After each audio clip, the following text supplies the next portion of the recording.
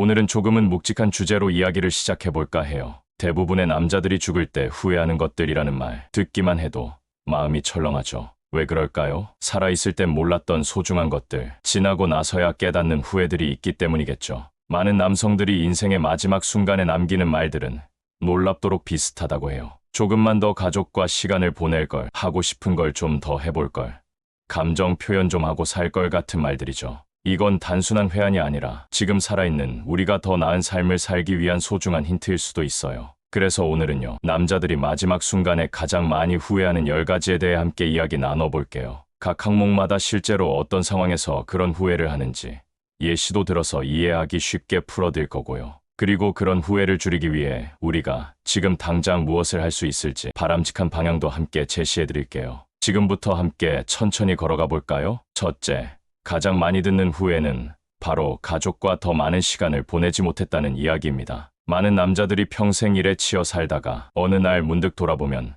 가족과 보낸 시간이 턱없이 부족했다는 걸 뒤늦게 깨닫곤 하죠. 자녀의 첫 발표회나 졸업식에 참석하지 못한 일이 마음에 남아 가슴을 치는 분들이 정말 많고요. 늘 바쁘다며 아내와 함께한 저녁 식사 한 끼도 없이 주말마다 골프나 회식만 다니던 자신을 떠올리며 왜 그랬을까 후회합니다. 또 부모님이 돌아가신 후에야 전화 한 통이라도 더 드릴 걸 하며 눈물 짓는 분들도 많아요. 그런데 지금이라도 늦지 않았어요. 가족과의 시간은 일부러 만들어야 하고요. 꼭 긴 시간이 아니어도 됩니다. 하루에 10분만이라도 아이의 얘기를 들어주고 아내의 하루를 묻고 부모님께 안부를 전하는 것, 그것만으로도 충분히 의미 있고 따뜻한 기억이 될 수 있어요. 둘째는 감정을 제대로 표현하지 못한 걸 후회하는 경우인데요. 남자는 묵묵해야 한다, 감정 드러내는 건 약한 거다라고 배우며 자라온 남자들이 많다 보니 마음은 있었지만 그걸 표현하지 못하고 속으로만 사귀며 살아온 경우가 많아요. 그래서 사랑한다고 한 번도 말해보지 못한 아버지, 남편,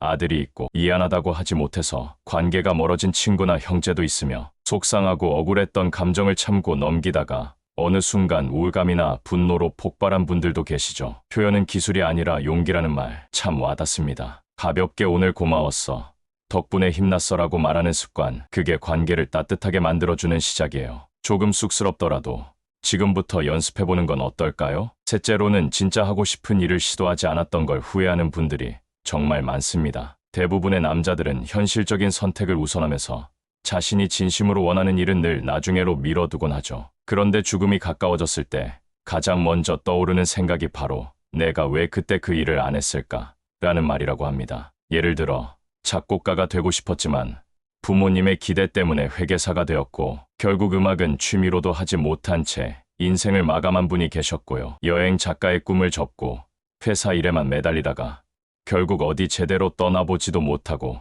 생을 마친 분도 있었어요. 또 퇴직 후 시골에서 작은 카페를 열어보고 싶다던 꿈을 품고 있었지만 준비만 하다 끝내 실행하지 못한 사례도 있죠. 이런 이야기들을 들으면 우리가 지금 이 순간을 어떻게 살아야 할지 많은 생각이 들지 않나요? 꿈은 꼭 돈을 벌기 위한 수단이 아니어도 괜찮아요. 정말 하고 싶은 일이 있다면 그것이 노래든 그림이든 운동이든 하루에 단 30분이라도 시간을 내어 시작해보세요. 그 시간이 쌓이면 나중에 내가 하고 싶은 건 다 해봤다고 말할 수 있을지도 모릅니다. 넷째는 건강을 소홀히 했던 걸 후회하는 분들이 많다는 겁니다. 평소에는 건강이 당연한 줄 알고 무심히 넘기지만 막상 병에 걸리고 나면 그제서야 후회하게 되는 거죠. 스트레스가 많다며 술과 담배로 버텨온 직장인이 결국 간경화 판정을 받고 병상에서 지난 날을 돌아보며 탄식하는 경우가 있었고, 운동은 시간 낭비라며 10년 넘게 한 번도 하지 않다가 관절염과 고혈압이 동시에 찾아온 가장도 있었어요. 그리고 작은 증상을 대수롭지 않게 여기고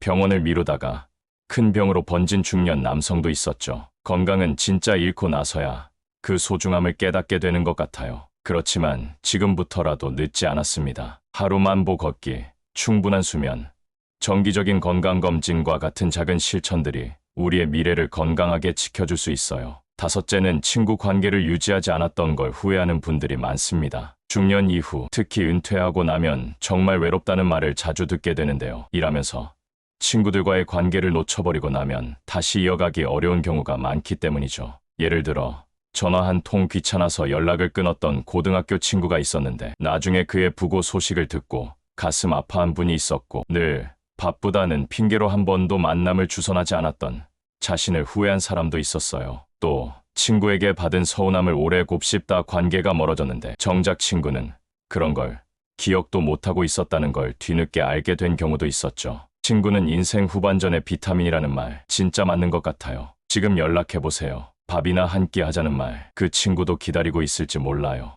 여섯째는 아내나 연인에게 너무 무심하게 굴었던 지난날을 돌아보며 가슴을 쥐어짜는 후회를 하는 경우예요. 처음엔 사랑으로 시작했던 관계가 어느 순간 당연해지고 익숙해지고 그러면서 관심도 줄고 고마움 표현도 줄어들고 결국엔 서로 다른 사람처럼 살아가게 되는 일이 많습니다. 결혼기념일은 늘 있고 생일도 그냥 넘어가고 아내가 무언가 말하고 싶어 할 때마다 피곤해 나중에 얘기하자는 말만 반복하던 그 시절이 떠오르면서 왜 그랬을까 자책하게 되는 거죠. 실제로 병상에 누워서 가장 먼저 아내의 손을 붙잡고 눈물 흘리는 남편들이 그렇게 많대요. 이 사람 덕분에 내가 여기까지 올 수 있었구나라는 생각이 뒤늦게 드는 거예요. 그렇다면 지금부터라도 늦지 않았습니다. 짧은 메시지 하나, 오늘도 고마워, 수고했어, 너 없으면 안 돼 같은 말 한마디가 그 사람에게는 하루를 밝히는 햇살이 될 수도 있어요. 일곱째는 자녀에게 좋은 아버지가 되지 못했다는 아쉬움입니다. 우리는 종종 가정을 위해 일하는 거지 아버지의 역할이라고 생각하지만 아이들은 같이 놀고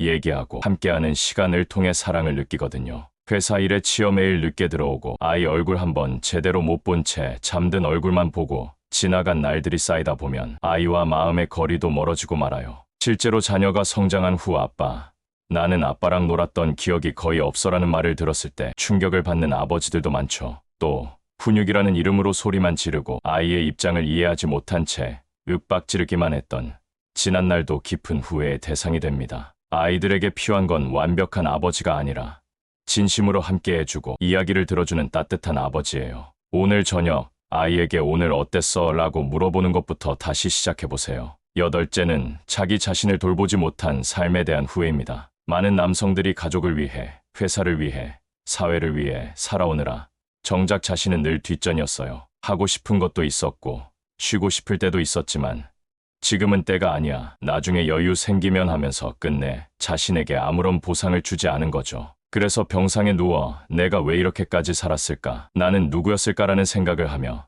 눈을 감는 사람들이 있습니다. 취미 하나 없이, 친구 하나 없이 오로지 일로만 채워진 인생은 결국 외롭고 공허할 수밖에 없어요. 그래서 지금부터라도 자신을 챙겨야 해요. 자신을 위한 시간을 따로 내고 하고 싶은 걸 적어보고 작은 것부터 실천해보세요. 당신도 인생의 주인공이라는 걸 잊지 마세요. 아홉째는 돈에만 너무 집착하며 살아온 걸 후회하는 이야기예요. 물론 돈은 중요하죠. 가족을 먹여 살리고 자녀를 교육시키고 노후를 대비하는데 반드시 필요하니까요. 그런데 문제는 돈이 삶의 전부가 되어버릴 때입니다. 실제로 자녀와의 추억보다 잔업과 야근을 선택했던 한 아버지가 말년에 내가 진짜 사랑한 건 가족이 아니라 통장이었던 것 같다며 눈물을 흘렸고 마음에 들지 않던 직장을 억지로 다니며 평생을 보낸 분도 결국에는 그 선택을 후회했다고 해요. 또 노후에 쓸 거야라며 모으기만 하고 정작 즐기지 못한 채 세상을 떠난 분도 많죠. 돈은 목적이 아니라 수단입니다. 돈은 써야 가치가 생기고 좋은 추억과 경험을 만드는 데 쓰일 때